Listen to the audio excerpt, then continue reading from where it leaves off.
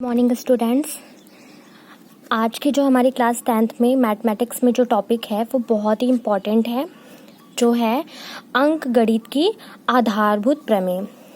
आशा करती हूँ कि आप सभी लोग घर पे होंगे, सुरक्षित होंगे, हमारे पीएम जी के जो ऑर्डर है हमारा लॉकडाउन उसे मान रहे होंगे। आज बहुत सारे ज़िलों में जो है वो कुछ चीज़ें, कुछ शॉप्स खोले भी जाएंगे, तो अगर आपको ज़रूरत है तभी आप घर से निकलिए, अदरवाइज़ आप घर पे रहिए, सुरक्षित रहिए, ठीक है, और अपना स्टडी करिए।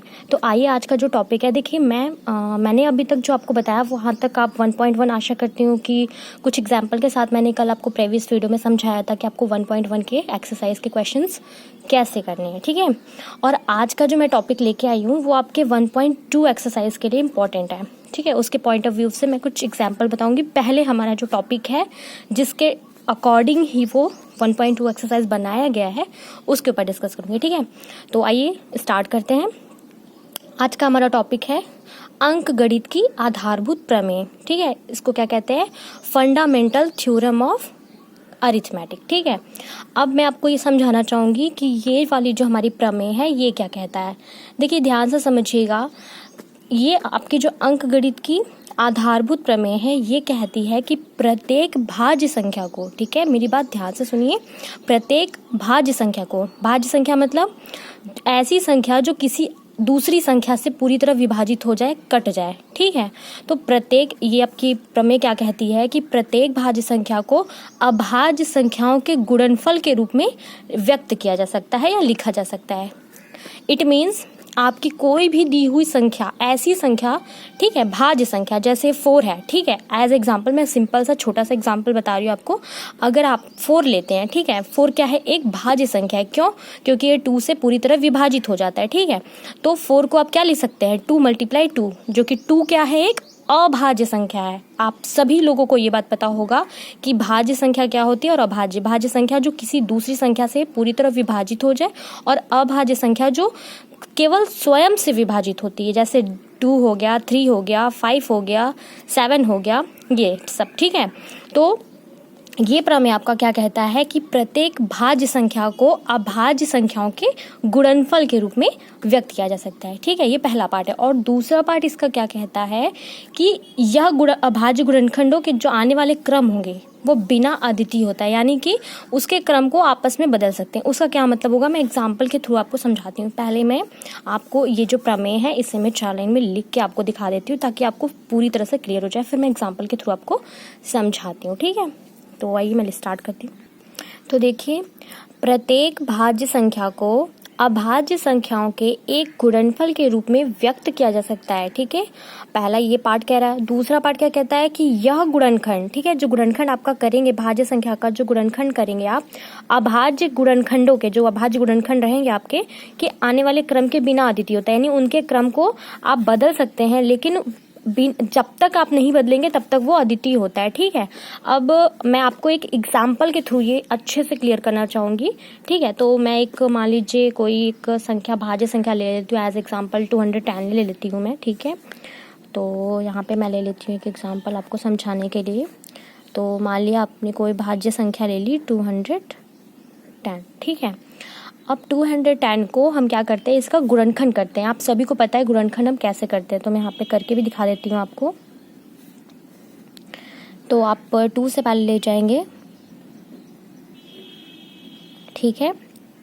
इसके बाद आप 3 से ले जाइए, 3 3 3 9 और 1 3 5 15। फिर आप 5 से ले जाइए, 5 7 35 और 7 7, ठीक है। तो यहाँ से आप क्या देख रहे हैं कि आप 210 को क्या लिख सकते हैं, उसका गुणनखंड, ये क्या है, एक भाज्य संख्या है, उसका गुणनखंड हमने प्राप्त कर लिया। इसे हम कैसे लिखेंगे? 2 × 3 × 5 × 7 लिखेंगे, ठीक है। अब मैं आपको बता दूं कि ये आपका क्या है, एक भाज्य संख्या है, ठीक है, क्योंकि ये दूसरी संख्याओं से पूरी तरह विभाजित हो रहा है। और ये आपका क्या है, एक अभाज्य गुणनखंड है, क्योंकि इसमें जितनी भी संख्या आप देख सकते हैं कि वो सभी अभाज्य संख्या है जो केवल स्वयं से कटती हैं, ठीक है। तो ये जो हमारा प्रमेय है वो यही कहता है कि प्रत्येक भाज्य संख्या, यानी कि कोई भी भाज्य संख्या मैंने लिया, प्रत्येक भाज्य संख्या, ठीक है, को अभाज्य गुणनखंड के गुणनफल के रूप में व्यक्त किया जा सकता है। ये पार्ट समझ में आ गया, फर्स्ट पार्ट यहाँ पे क्लियर हो गया। अब दूसरी बात जो उसने कह रखी है, दूसरा पार्ट जो कहता है अभाज्य यह गुणनखंड, ठीक है, जो ये गुणनखंड है, यह गुणनखंड अभाज्य गुणनखंडों के आने वाले क्रम के बिना अद्वितीय होता है। यानी इनका क्रम, कहने का मतलब क्या हुआ, मैं सिंपल में आपको समझा दूं। इस लाइन का मतलब क्या हुआ कि ये तब तक अद्वितीय है, यानी कि यह तब तक केवल एक ही यही बना रहेगा जब तक आप इसका क्रम चेंज ना कर सकें। यानी आप इसके क्रम को चाहें तो आप चेंज करके भी ले सकते हैं, कोई फर्क नहीं पड़ेगा। आपको पता है कि अगर आप इसको 2 × 3 × 7 × 5 लिख दें तो भी वही होगा। यदि आप 7 × 5 × 3 × 2 लिख दें तो भी वही होगा, कोई दिक्कत नहीं है, ठीक है। लेकिन यह तब तक अद्वितीय बना रहेगा जब तक आप क्रम को चेंज नहीं करते, यानी बिना अद्वितीय होता है, ठीक है। ये आपको क्लियर हो गया प्रमेय। तो अब हम आते हैं अपने कुछ एग्जाम्पल पे, ठीक है। मैं एग्जाम्पल आपको करने जा रही हूँ।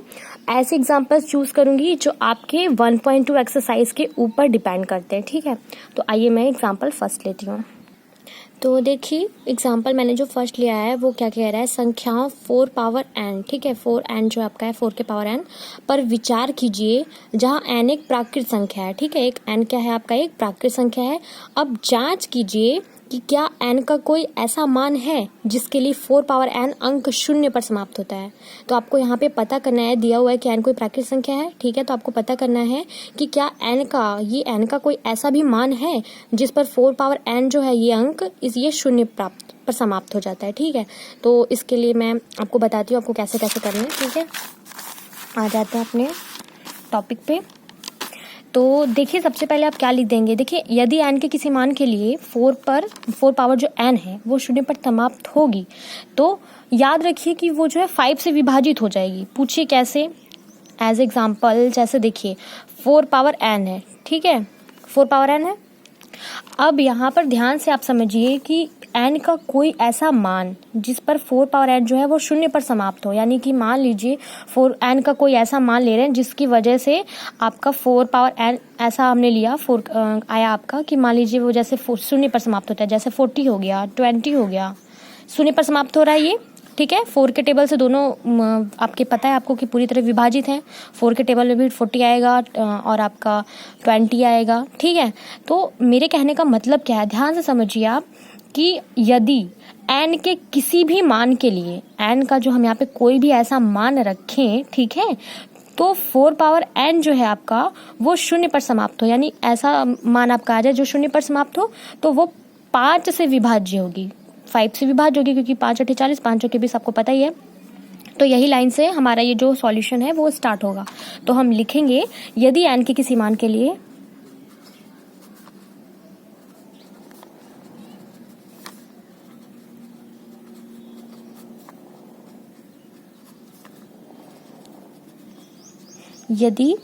n के किसी मान के लिए 4 पावर n 0 पर समाप्त होगी, यानी 0 पर समाप्त होगी,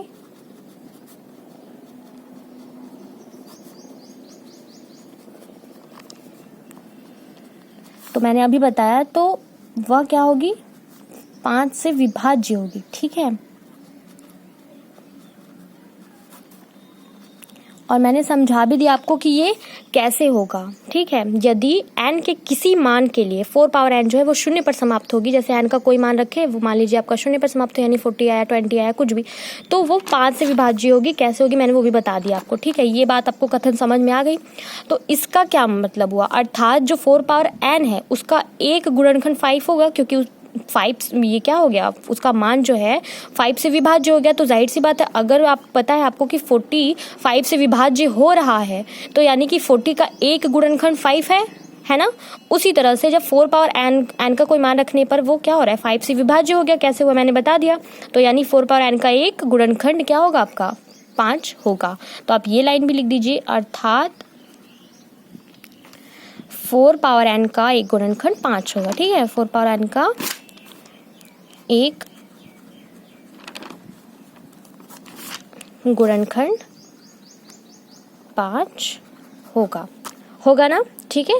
तो अर्थात 4 पावर n का एक गुणनखंड 5 होगा। लेकिन आपको एक चीज और मैं यहाँ पे दिखा दूं कि आपका जो 4 पावर n है, ठीक है, जो आपका 4 पावर n है, इसे आप क्या लिख सकते हैं, इसे आप 2 × 2 पावर n लिख सकते हैं। इस 4 को आप 2 × 2 और ये पावर n हो गया, ठीक है। अब इसे आप क्या लिख सकते हैं, 2 पावर 2 ये पावर n, ये भी लिख सकते हैं। और आपने ये छोटे क्लास में पढ़ा होगा कि ये आपस में क्या होता है, जो घात होती है आपका पावर वो गुणा हो जाता है, तो इससे आपको पता चल गया कि 2 पावर ये क्या हो जाएगा, 2n हो जाएगा। ठीक है, तो यहाँ से आप क्या देखते हैं कि ये 4 पावर n को आप क्या लिख सकते हैं, 2 के पावर 2n। ठीक है, तो यहाँ से आप देखते हैं कि 4 पावर n जो है, ठीक है, इसके अभाज्य गुणनखंडों में केवल आपकी 2 ही आ सकती है, केवल आपको क्या आ सकता है, 2 ही आ सकता है। ठीक है, तो इसलिए जो आपका 4 पावर n का गुणनखंड में जो होगी संख्या वो 2 के अतिरिक्त तो कुछ और आ ही नहीं सकती। ठीक है, वही लाइन में आपको लिख के क्लियर कर देती हूँ। तो यहाँ पे हम देख सकते हैं कि 4 के पावर n के अभाज्य गुणनखंडों में, ठीक है, इसका गुणनखंड अगर हमने किया तो हमें पता चला कि 2 के पावर 2n होगा, तो 4 के पावर n के अभाज्य गुणनखंडों में केवल अभाज्य संख्या 2 ही आ सकती है, यानी कि केवल ये 2 ही आ सकता है। ठीक है, तो अंक गणित की जो आधारभूत प्रमेय है उसके अनुसार क्या होगा कि 4 के पावर n के गुणनखंड में संख्या 2 के अतिरिक्त कोई और गुणनखंड नहीं आ सकता। ठीक है, तो इसलिए हम कह सकते हैं कि n का कोई ऐसा मान नहीं है जिसके लिए 4 के पावर n पर अंक 0 समाप्त होगा। ठीक है, तो वो लाइन भी मैं यहाँ पे आपको लिख देती हूँ। अतः n का ऐसा कोई मान नहीं है जिसके लिए 4 पावर n अंक 0 पर समाप्त होगा। ठीक है, ये आपका हो गया आंसर। अब हम जो नेक्स्ट एग्जांपल मैं लेने वाली हूँ वो कुछ आपने पहले भी प्रीवियस क्लासेस में पढ़ा होगा, अभाज्य गुणनखंड विधि, यानी कि प्राइम फैक्टराइजेशन मेथड। ठीक है, तो उससे रिलेटेड कुछ क्वेश्चंस मिलेंगे जो आपको एक्सरसाइज के पॉइंट ऑफ व्यू से मैं बताना चाहूँगी, यहाँ पे डिस्कस करूँगी। ठीक है, तो आप पहले तो वो समझ लीजिए।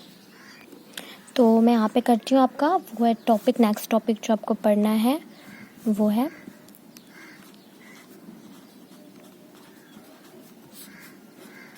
अभाज्य गुणनखंड विधि। ठीक है, इसे आप क्या कहते हैं, प्राइम फैक्टराइजेशन मेथड।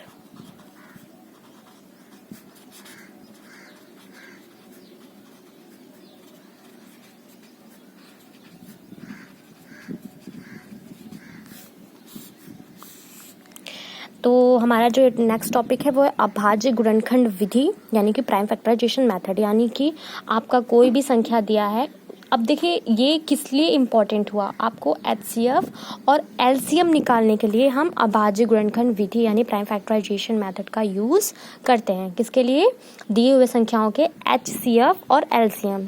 एचसीएफ यानी हाईएस्ट कॉमन फैक्टर, यानी कि महत्तम समापवर्त, शॉर्ट में मसा भी कह सकते हैं, और एलसीएम यानी कि लीस्ट कॉमन मल्टीपल, जिसे आप एलसीएम भी कहते हैं, और हिंदी में उसको लघुत्तम समापवर्त या लस कहते हैं। ठीक है, तो हम उसके ऊपर कुछ एग्जाम्पल लेके मैं डिस्कस करूंगी। तो मैं एग्जाम्पल लेती हूँ आपका, तो मान लीजिए ले लेते हैं कि 6 और आपके मान लीजिए संख्याएं हैं जो वो 6 और 20 के लिए अभाज्य गुणनखंड विधि से आपको एचसीएफ एलसीएम निकालना हो। तो मैं यहाँ पे लिखती हूँ। ठीक है, तो देखिए हमने एग्जाम्पल लिया हुआ है संख्याओं 6 और 20 के अभाज्य गुणनखंड विधि से एचसीएफ और एलसीएम निकालिए, ज्ञात करिए। ठीक है, तो इसका सॉल्यूशन मैं आपको बताती हूँ आप कैसे स्टार्ट करेंगे। देखिए आपको क्या क्या दिया हुआ है संख्याएं, वो लिख लीजिए। आपको क्या दिया है, 6 दिया है और 20 दिया है। ठीक है, आपको क्या क्या फाइंड आउट करना है, पहला आपको एचसीएफ फाइंड आउट करना है और दूसरा आपको क्या फाइंड आउट करना है, एलसीएम फाइंड आउट करना है। ठीक है, वो भी किस चीज़ से, अभाज्य गुणनखंड विधि से।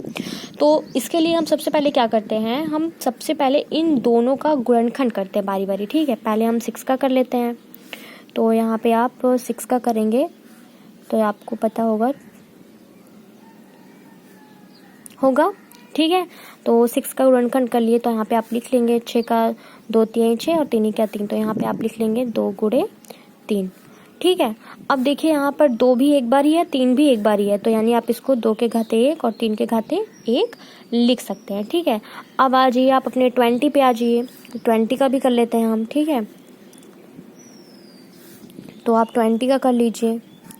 तो आप 20 का करेंगे तो 2 दाह में 20, ठीक है, और 2 पच्चे आपका 10 हो जाएगा और 5 एक्या 5 हो जाएगा, होगा।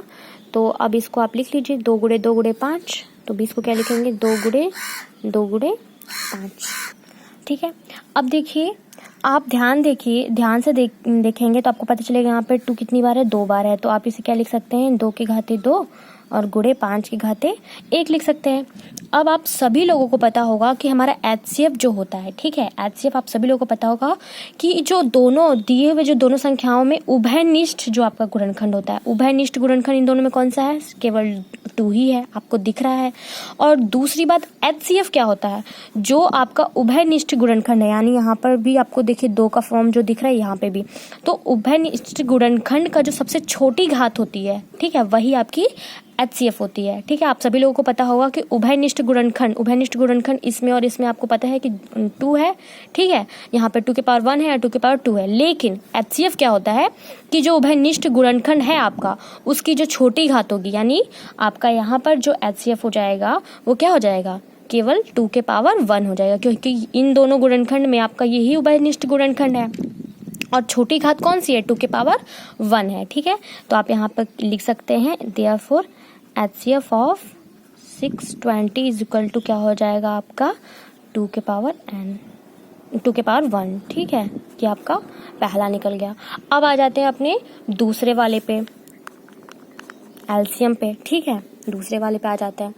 अब इसका तरीका देखिए, या तो आप इसमें एक चीज़ ध्यान दे सकते हैं कि जो आपकी बड़ी घात होती है, जो आपका गुणनखंड आया है उसमें जो बड़ी घातें होती हैं उसे ले लेते हैं हम। ठीक है, तो आप यहाँ पर लिख सकते हैं, क्योंकि आपको पता होना चाहिए कि HCF हमारा जो होता है वो दिए हुए गुणनखंड में जो उभयनिष्ठ गुणनखंड होता है उसकी छोटी घात हमारी HCF होती है। ठीक है, और बड़ी घातें जो होती हैं, बड़ी घात जो होती है वो LCM होती है।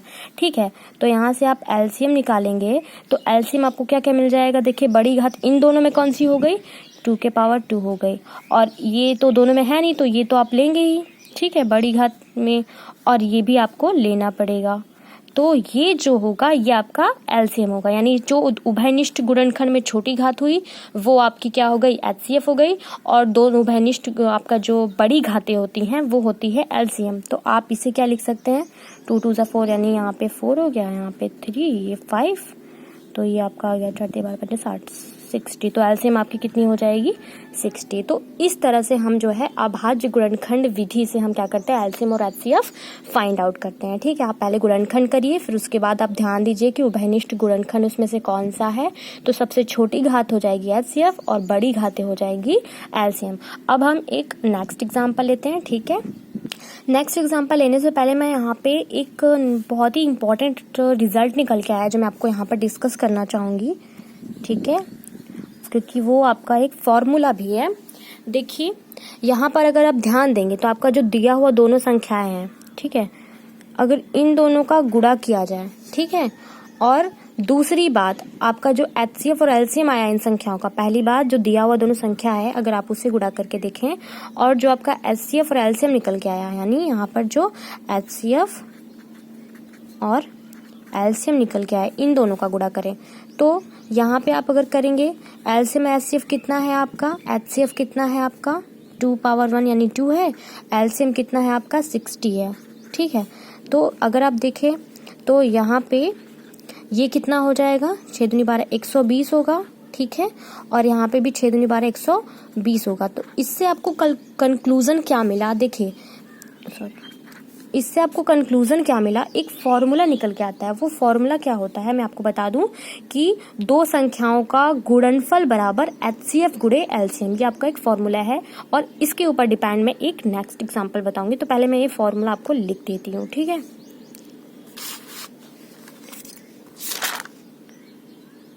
तो देखिए फॉर्मूला क्या होता है? दो संख्याओं का गुणनफल इज इक्वल टू क्या हो जाएगा आपका? HCF गुणे LCM। यही आपका क्या है?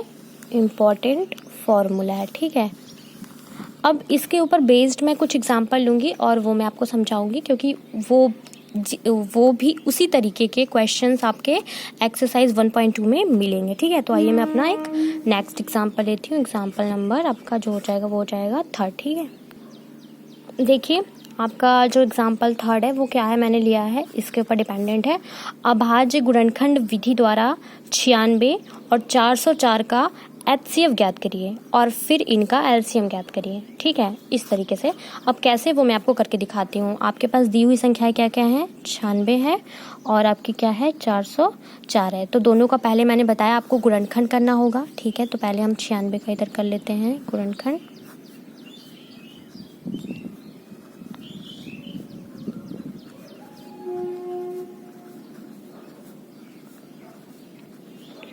यही होगा। ठीक है, अब आप इसका मतलब हुआ कि आप 96 को क्या लिख सकते हैं, 2 गुणे 2 गुणे 2 गुणे 2 गुणे 2 गुणे 3, यानी कि कितनी बार है 1 2 3 4 5, यानी 2 के घाते 5 हो जाएगा और 3 के घाते क्या हो जाएगा 1 हो जाएगा। ठीक है, उसी तरीके से यहाँ पे हम 404 का अपना कर लेते हैं। ठीक है,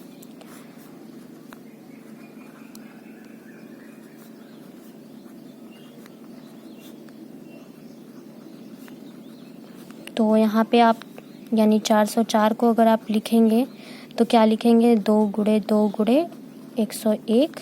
ठीक है, यानी 2 के घाते 2 2 बार है तो, और 101। ठीक है, हो गया। अब देखिए आपको क्या क्या निकालना है। यहाँ पे पहला HCF निकालना है और उसके बाद उसका LCM। अभी मैंने आपको बताया कि जो दोनों आपके गुणनखंड आएंगे उसमें आपको कंपैरिजन करना है और देखना है कि कौन सा उभयनिष्ठ गुणनखंड है। तो आप यहाँ देखेंगे तो यहाँ पर जो आपका ये है 2 के घाते 5 और 2 के घाते 2, यानी 2 के फॉर्म में ही आपको उभयनिष्ठ गुणनखंड मिल रहा है। और दूसरी बात HCF क्या होता है, उभयनिष्ठ गुणनखंड की छोटी घात।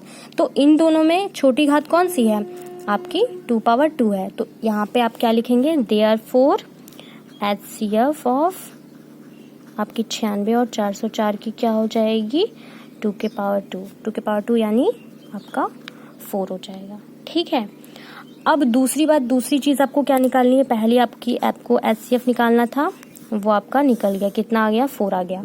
अब आपको क्या निकालना है, LCM निकालना है। तो अभी मैंने आपको फॉर्मूला एक बताया कि दो संख्याओं का गुणनफल बराबर क्या होता है, HCF गुणे LCM। ये हम लिख के यही लगाते हैं।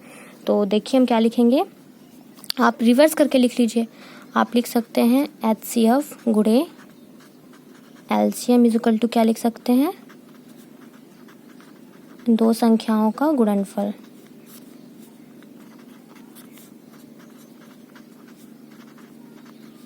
ठीक है, अब यहाँ से आपको क्या मिल रहा है वो देखिए। HCF आपका कितना निकल के आया, 4 निकल के आया, यहाँ पर 4 लिख लीजिए। ठीक है, LCM आपको फाइंड आउट करना है, यहाँ पर LCM रहने दीजिए। और दो संख्याओं का गुणनफल, तो दो संख्याएं कौन कौन सी दी है, 96 और 404। तो यहाँ पर आप लिख लेंगे अपना 96 मल्टीप्लाई, गुणनफल करना है इनका। ठीक है, अब इसके आगे यहाँ आ जाइए। तो यहाँ से आपको LCM निकालना है, तो आप क्या लिख सकते हैं, LCM इज इक्वल टू क्या लिख सकते हैं, 96 मल्टीप्लाइड बाई 404। और ये 4 आपका क्या आ जाएगा, यहाँ पे गुणा में है तो इज इक्वल टू के इधर आएगा तो बटे में हो जाएगा, भाग में हो जाएगा। ठीक है, तो आप क्या लिखेंगे, अब आप क्या लिखेंगे, LCM is equal to 96 multiplied by 404 divided by क्या हो जाएगा आपका 4। ठीक है, अब आप कैंसिल कर दीजिए, 4 एक क्या 4, 4 दूनी 8 और 4 चौके 16। फिर आपका क्या आया 24 गुणे 404। ठीक है, अब इसका गुणा आप जब करेंगे तो आपका हो जाएगा 9696। ठीक है, तो अब आप क्या लिखेंगे, therefore LCM of 96 404 is equal to 9696। Okay, तो यहाँ पे जाके आपका हो गया कंप्लीट आंसर। ठीक है, तो देखिए इस तरह से हम लोग ने आज क्या क्या सीखा, मैं आपको फिर से रिवाइज करा देती हूँ एक बारी। हम लोगों ने अंकगणित के आधारभूत प्रमेय सीखा, जिसमें मैंने बताया कि किसी भी दी हुई जो भाज्य संख्या है उसका गुणनखंड, उसे हम क्या कर सकते हैं, अभाज्य गुणनखंडों के रूप में लिख सकते हैं। और दूसरी बात, वो तब तक अद्वितीय रहेगा जब तक कि आप उसकी गुणनखंड को क्या करें, बदले ना। दूसरी बात, मैंने एग्जाम्पल लिया था आपको संख्या 4 पावर n वाला, जो तो मैंने आपको बताया था कि 4 पावर n का जो कोई भी मान जो शून्य पर समाप्त हो तो वो 5 से विभाजित हो जाएगा। ठीक है, जैसे ये 40 20 लिया था मैंने। तो उसके बाद मैंने बताया कि एक चीज़ आपको कि 4 पावर n को हम 2 मल्टीप्लाई 2 पावर n लिख सकते हैं। तो यहाँ से आपको कम्प्लीटली रीजन कंक्लूजन क्या मिला, 2 पावर 2n। तो हम देखते हैं कि जब इसका गुणनखंड केवल 2 है तो ऐसी कोई भी संख्या नहीं है जो कि शून्य पर समाप्त हो जाएगी 4 पावर n मान के लिए, ठीक है। उसके बाद हम लोग आ गए टॉपिक अभाज्य गुणनखंड विधि में, जिसमें मैंने आपको बताया कि किस तरह से आपका दिए हुए दो संख्याओं का HCF और LCM निकालते हैं। यानी हम पहले दिए हुए दोनों संख्याओं का बारी बारी गुणनखंड करते हैं, ठीक है। फिर दोनों गुणनखंड को ध्यान से देखते हैं और ये देखते हैं कि दोनों में उभयनिष्ठ गुणनखंड कौन सा है। जो उभयनिष्ठ गुणनखंड होगा उसकी जो सबसे छोटी घात होगी वो उसकी HCF हो जाएगी और बड़ी घातें जो होती हैं वो आपकी LCM हो जाएगी, ठीक है। और मैंने एक और कंक्लूजन बताया, जो मैंने करके बताया कि जो दोनों संख्याएं दी होती हैं उनका गुणनफल जो होता है HCF LCM के गुणनफल के दोनों बराबर होता है। इससे मैंने फॉर्मूला फाइंड आउट किया, दो संख्याओं का गुणनफल बराबर कितना होगा, HCF गुणे LCM, ठीक है। उसके बाद मैंने एक और एग्जाम्पल लिया जिसमें आपको पहले दी हुई संख्याओं का क्या करना था, अभाज्य गुणनखंड विधि से आपको पहले HCF निकालना था और उसके बाद LCM। तो हमने क्या किया, दोनों का गुणनखंड किया। उसमें हमने देखा कि उसका कॉमन फैक्टर यानी उभयनिष्ठ गुणनखंड कौन सा है। तो उभयनिष्ठ गुणनखंड आपका क्या था, यहाँ पे जो है वो सबसे छोटी घात कौन सी निकली, वो आपकी HCF हो गई 2 पावर 2 यानी 4। और उसके बाद LCM निकालने के लिए हमने एक फॉर्मूला यूज कर लिया। आप चाहे तो वैसे भी आप बड़ी घात लेके निकाल सकते थे, लेकिन ये एक फॉर्मूला इजी पड़ता है, डायरेक्ट कर सकते हैं आप। HCF multiply LCM is equal to दो संख्याओं का गुणनफल। तो जिससे मैंने आपका LCM फाइंड आउट किया। आज के लिए इतना ही, बहुत लंबा हो जाएगा वीडियो। अब देखिए ये जो मैंने एग्जाम्पल बताए ये आपके 1.2 एक्सरसाइज के अकॉर्डिंग ही बनाया है। तो आज मैं आशा करती हूँ आप लोगों को समझ में आया होगा और आपके लिए होमवर्क भी यही है कि आप एक्सरसाइज 1.2 सभी बच्चे करें। Thanks for watching.